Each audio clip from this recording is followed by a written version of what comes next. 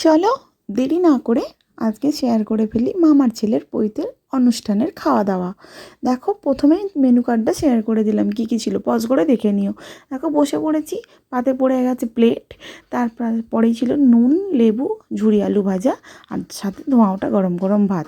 আর ভাতের সাথে তো দেখো প্রথমেই পড়ে গেল শুক্তো, অনুষ্ঠান বাড়ির শুক্তো। আগের ভিডিওতে বলেছি জাস্ট ওয়াও লাগে, জাস্ট ওয়াও। ঝুরি আলু ভাজার সাথে একটু মেখে মুখে চালান করতে না করতেই পাতে পড়ে গেছিলো ফিশ কাটলেট।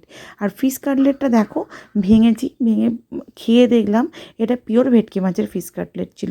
ফিশ কাটলেটটা খাওয়া শেষ হতে না হতেই পাতে পড়ে গেল ভেজ ডাল, আর ভেজ ডালের সাথে তো ঝুরি আলু ভাজা থাকবেই।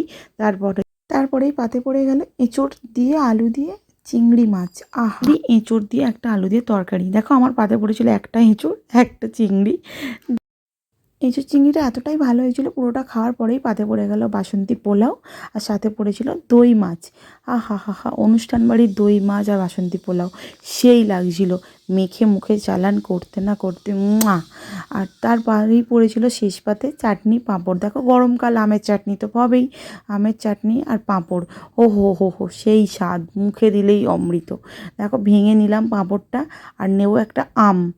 ওফ, গরমকালে অমৃত। এই টক জিনিসটা আমার এত ভালো লাগে গরমকালে, চিন্তা করতে পারবে না।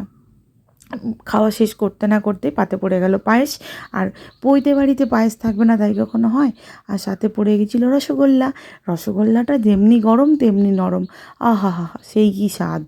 তো দেখো ভেঙে খেয়ে নিলাম, এতটাই গরম ছিল ভাঙতে পারছিলাম না।